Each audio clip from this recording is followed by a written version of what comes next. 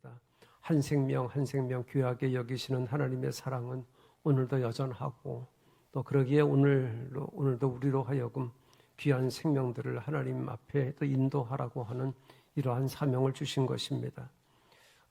믿지 않는 사람들이나 또 우리가 믿는다고 하지만 깊숙이 믿음 안에 들어오지 못한 그런 사람들의 삶은 애국과 같은 그러한 삶과 다를 바가 없습니다. 애굽의 노예로 살았던 그 이스라엘 백성이 노예 생활인 줄 알지 못하고 살았어요, 처음부터는. 그러나 애굽에 젖어 살다가 압제가 또 억압이 또 가해질 때 비로소 하나님을 찾습니다. 하나님을 찾고 또 그들의 부르짖음이 하나님께 상달되어서 그 고통의 소리를 들으시고 저들을 애굽에서 건져 주셨습니다. 예수 믿지 않고 사는 삶이 마찬가지입니다. 세상에서의 삶이 죄의 노예의 삶인 줄 모르고 살아갑니다. 세상에 젖어 있기 때문에 깨닫지 못하고 알지 못하는 것이지요. 저와 여러분도 마찬가지입니다. 예수 믿기 전에 그런 삶이었습니다. 그러나 오늘 우리가 이렇게 천국 백성으로 살아가는 것 너무나 귀하고 감사한 일이기 때문에 믿지 않는 영혼들에게 예수를 전하고 복음을 전하고 천국을 소개하라고 하는 주님의 그 명령에 거룩한 부담을 안고 우리가 사명을 감당하는 것입니다. 아무쪼록 계속해서 오늘 참석하신 분들 위해서, 또 부득이 참석하지 못한 분들 위해서 또 기도함으로 함께 예배하고 또 구원받는 역사가 저들 가운데 또 있게 되기를 여러분 또 힘쓰시기를 바랍니다.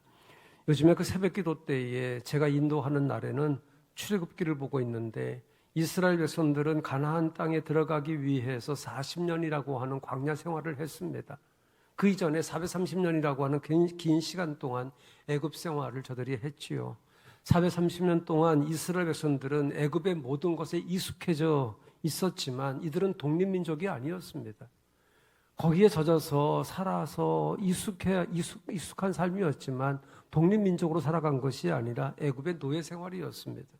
물론 요셉이 살아있을 때는 그렇지 않았지만 시간이 지나면서 이들의 애굽 생활은 고통스러웠습니다. 그래서 고통스러운 노예 생활 속에서 부르짖는 그 소리를 들으신 하나님께서 장정 60만, 여인과 아이들까지 합한다고 하면 200만이 넘는 그러한 백성들을 인도하시고 구원해 주셨어요. 이들이 출애굽을 할 때 얼마나 기뻤겠습니까?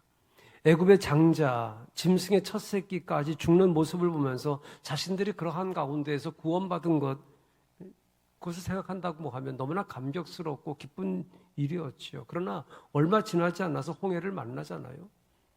원망하고 불평합니다. 차라리 애굽에서 죽게 할 것이지 이러한 광야로 끌어냈느냐고 그렇게 말합니다. 오늘 말씀에도 보게 되면 그래요. 이 애굽에서 배불리 먹던 때, 그때 여호와의 손에 죽었더라면 좋았을 것을 그때 그렇게 이야기합니다. 그럼에도 이들이 그 홍해 앞에서 그렇게 원망하고 불평을 하고 차라리 우리가 그냥 애굽에 있었으면 좋았겠다. 하지만 육지처럼 홍해를 건너게 하신 하나님을 경험합니다. 그리고 나서야 하나님을 찬양하고 전능하신 하나님이심을 믿었어요. 그리고 오늘 본문에 보게 되면 이들의 원망과 불평은 끊이지 않는 것을 우리가 보게 돼요. 애굽에서 나온 지 2달 보름이 지난 때였습니다. 3절에 보면 이렇게 말하지요. 우리가 애굽 땅에서 고기와 가마 곁에 앉았던 때와 떡을 배불리 먹던 때에 여호와의 손에 죽었더라면 좋았을 것을 너희가 이 광야로 우리를 인도하여 내어 온 회중으로 줄여 죽게 한다 하면서 모세와 아론을 향해서 원망을 쏟아붓습니다. 글쎄요, 애굽에서 생활을 하면서 고기 가마 곁에서 늘 고기만 먹고 살았을까요? 그런데 그것을 그리워하고 있어요.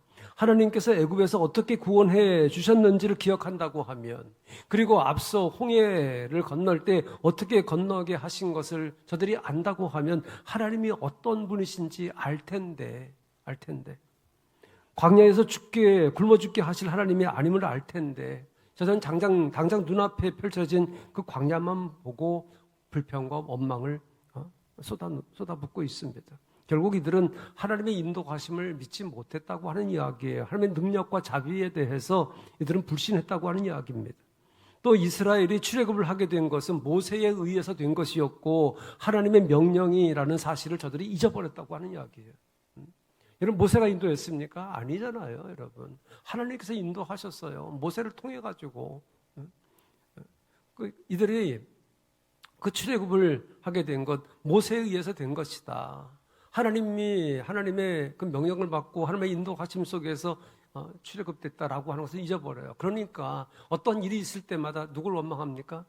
모세를 원망해요. 모세를. 하나님의 최대의 사랑, 최대의 호의가 이들에게 그 최대의 악으로 오인되었습니다. 오늘 말씀을 보게 되면 이들은 애굽과 광야에서의 음식을 비교하고 있어요. 이제 오늘 우리가 3절까지 읽었습니다만은 그 4절 쭉 그 뒤로 이어져 간다고 보면 그 만나와 메추라기를 내려주시는 것을 우리가 보게 되잖아요. 그런데 이들은 애굽과 광야의 음식을 비교합니다. 이들은 애굽에서 먹었던 음식을 기억하면서 그곳에서 중노동하고 시달렸던 것, 학대받았던 것, 이와 같은 것은 잊어버렸어요. 민수기 11장 4절에 보게 되면 이들은 이 광야에서 우리에게 고기를 누가 우리를 고기를 먹여줄 거 이렇게 원망을 하면서 애굽에서 뭐 생선이라든지 참외라든지 수박이라든지 부추라든지 파, 마늘 먹던 것 그와 같은 것들을 그리워하고 있습니다. 이들은 중노동을 하고 학대를 받으면서 그 대가로 얻어먹은 거예요. 그 대가로. 그냥 얻어진 것이 아니라 그런 대가로 얻어진 것이라는 거예요. 중노동, 억압 이거의 대가로 저들이 얻어먹었어요. 그러나 보세요, 여러분. 지금 이들은 광야에서 음식을 먹는데 이것은 애굽에서와는 달리 땅의 소산이 아니잖아요. 땅의 소산이 아니에요. 이것은 하나님께서 위로부터 주시는 음식이에요. 노력의 대가로 얻은 것이 아닌 하나님의 은혜라고 하는 이야기입니다. 애굽에서 저들은 중노동을 하고 학대를 받으면서 음식을 먹었어요. 그러나 지금 이들은 애굽과 비교할 수 없는 은혜의 음식을 먹고 있다는 사실이에요. 이들은 광야에서 하나님께서 만나를 처음 주셨을 때 경탄하잖아요. 이것이 무엇이냐 하면서 경탄하잖아요. 그러나 광야에서 하나님께 주신 이 음식이 얼마 지나지 않아서 지루해져요. 여러분 세상의 것은 저축했다가 먹는 것이지만 하나님의 것은 매일매일 하나님 앞에 나가면 받을 수 있어요.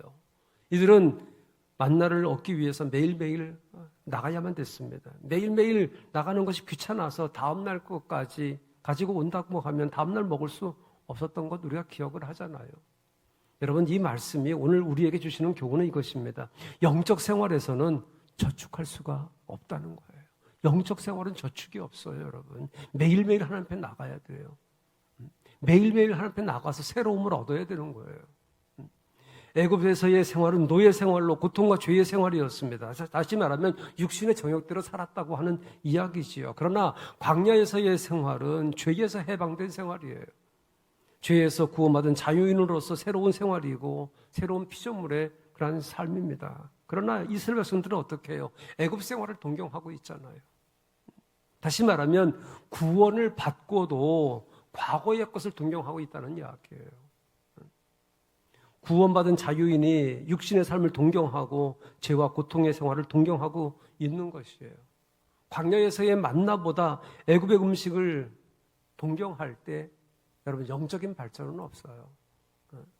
그때 주어지는 그런 어떤 그 상황 이것이 해결되면 감사하고 기쁘고 그러나 또 얼마 지나게 되면 또 어려움이 생겨요. 그럼 원망하고 불평하고 그리합니다. 여러분 이렇게 광야에서의 만나보다 애굽의 음식을 동경할 때 영적인 발전이 없다. 우리도 과거의 것에 집착하고 동경하면 우리의 영적인 삶은 조금 더 유익이 없습니다. 이와 같은 사람을 가리켜서 야고보서 1장 17절에서 두 마음을 품어 모든 일에 정함이 없는 자다 그렇게 말씀을 하고 있어요. 이러한 사람은 영적인 안정이 없습니다. 한 곳에 안주하지 못합니다. 우리가 과거에서 의미를 찾으려고 할 때에 문제가 생겨지게 되는 것이죠. 여러분 과거를 갖다가 다 그냥 우리가 없이 살아갈 수는 없어요. 그러나 여러분 이 과거의 것에서 어떠한 의미를 찾으려고 할 때에 우리에게 문제가 온다고 하는 이야기예요. 고린도전서 10장 31절에서 온전한 것이 올 때에 부분적으로 하던 것이 패한다고 그렇게 말씀하고 있는 것처럼 과거의 것은 새로운 것이 완전한 것이 올 때야 패하게 되는 것입니다. 그 에베소서 5장 8절에서 말씀해요. 너희가 전에는 어두움이더니 이제는 주 안에서 빛이라 말씀하고 있어요. 영적인 어두움은 사망이지요. 반대로 생명은 빛입니다. 그리스도를 만나기 전과 만난 후 하나가 될 수가 없어요, 여러분. 부분적인 것과 완전한 것이 하나가 될 수 없고 옛 것과 새 것이 하나가 될 수 없어요.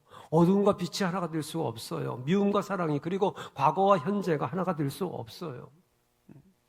과거의 이스라엘은 애굽에서 바로의 지배하에 있었고 현재는 광야에서 하나님의 인도하심 속에 있어요. 그러면서도 이들은 지금 현재 영적인 권태기에 빠져 있다라고 하는 이야기죠. 여러분, 우리가 하나님의 은혜를 입고 살잖아요. 그럼에도 불구하고 영적인 권태기가 우리에게 있어요. 여러분, 영적인 권태기는 영적인 삶이 중단된 상태입니다.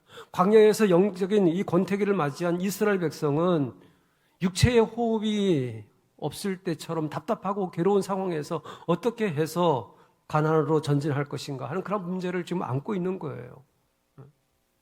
이들이 이러한 권태기 속에 있으면서 앞으로 가나안 땅을 어떻게 갈 것이냐. 분명히 하나님께서 약속하셨는데 그 약속을 믿는 것이 아니죠. 오늘 하루하루가 이들에게는 더 소중해요. 앞을 내다보지 못한다고 하는 이야기예요. 여러분, 우리도 마찬가지입니다. 우리도 영적인 권태기를 맞이하고 가나안에 들어가기에 앞서서 괴롭고 답답해서 심각한 문제에 봉착했을 때 우리들이 해야 할 일이 있다라고 하는 얘기입니다. 다시 말하면 이러한 상황을 극복하기 위해서 우리가 해야 할 일이 있다고 하는 이야기예요. 이것은요, 뭐 저도 그렇고 여러분도 그렇고 예외가 될 수가 없어요. 이와 같은 그러한 영적인 권태기는 누구에게도 찾아올 수 있다라고 하는 이야기입니다. 이와 같은 것을 극복하기 위해서 저와 여러분이 해야 할 일이 있는데 첫째는 마음이 하나가 되어야 된다고 하는 이야기입니다. 성경은 두 마음에 대한 말씀을 여러 곳에서 하고 있지요. 이스라엘 백성들은 만족이 없고 불평만 있었어요. 저들은 감사가 없습니다. 원망만 있습니다. 뿐만 아니라 모세의 말과 하나님의 명령에는 관심이 없어요. 그저 생각한다고 하는 것이 애굽의 생활, 애굽의 음식이었어요. 애굽의 음식은 무엇을 가리킵니까, 여러분? 자기 과거의 경험을 가리키는 거예요. 거기에 안주해 있으면 안 되죠, 여러분. 또 이성, 또 육신에 속한 것을 찾는 자아축을 뜻하는 것입니다. 이것은 한 마음을 가진 상태가 아니지요. 이것은 두 마음을 가진 거예요. 두 마음을 가진 영적인 상태는 전진할 수가 없어요. 성장도 없어요. 발전도 없어요. 그렇기 때문에 여러분, 우리 속에 있는 그러한 영적인 권태 속에서 나오는 그러한 불평, 원망, 이와 같은 것은 만족으로 감사로 바꿔지지 않으면 안 된다. 여기저기가 아니라 한 마음으로 일진해야 된다라고 하는 이야기예요. 그리고 두 번째 우리가 해야 할 일은 이 애굽의 것을 버려라, 잊어버려라고 하는 이야기예요. 저와 여러분에게도 애굽과 같은 과거의 것이 있잖아요, 여러분. 잊어버려야 될 것이 있잖아요. 근데 잊지 못해요, 여러분. 어떤 때가 되면 그와 같은 일이 생겨져요. 어떤 상황이 만나게 되면 그와 같은 일이 또 생각이 나요. 근데 잊어버린다고 하는 것이 쉽지는 않지요. 주의 자녀된 우리는 예수님을 만나기 전에 것을 우리가 잊어야 되는 것이죠. 근데 이 과거의 것을 우리가 신앙생활을 하면서도 내가 옛날에 이렇게 얘기하는 사람 많아요. 옛날 어른들은 왕년이라고 그래도 왕년. 내가 왕년에. 자랑처럼 여겨지지만 여러분 자랑이 아니잖아요. 어떻게 보면 부끄러운 일이잖아요. 그리고 그리스도를 통해서 새로이 하나하나 받아야 되는 것입니다. 그리스도를 알기 이전의 모든 것을 우리가 버리고 주님의 결정에 의해서 우리가 하나하나 새롭게 받아야 되는 것입니다. 그러기 위해서는 여러분, 우리에게 뭐가 필요하냐? 시간이 필요하고 연단이 필요해요. 그렇기 때문에 인내가 필요한 것입니다. 과거의 것이 아무리 좋다고 해도 포기하고 잊어버리는 것이 중요한 것이지요. 그리고 과거의 죄도 모두 잊어버려야 됩니다. 사탄은 우리로 하여금 죄의식 속에서 고통을 주려고 하지만 여러분, 그리스도께서는 이미 2000년 전에 그것을 해결해 주셨잖아요, 여러분. 우리가 모처럼 그 양식집에 가서 음식을 먹으면 우리 손이 서툴어요. 칼 썰어야 되는 거. 어떻게 옛날에 중학교 때 기억이 나는데 중학교 때 영어 시간에 선생님이 양식 먹는 법을 가르쳐 주더라고요. 뭐 왼쪽에 놔라, 오른쪽에 놔라, 그리고 다 아직 안 먹었으면 접시에다가 이렇게 걸쳐놔라, 뭐 그런 얘기를 해요. 뭐 기억되는 거 아무것도 없어요. 먹는 게 중요한 것이지. 이게 모처럼 만에 양식집에 가면 우리가 이렇게 하는 게 서툴러요. 뭐가 여러분 우리에게 익숙해요?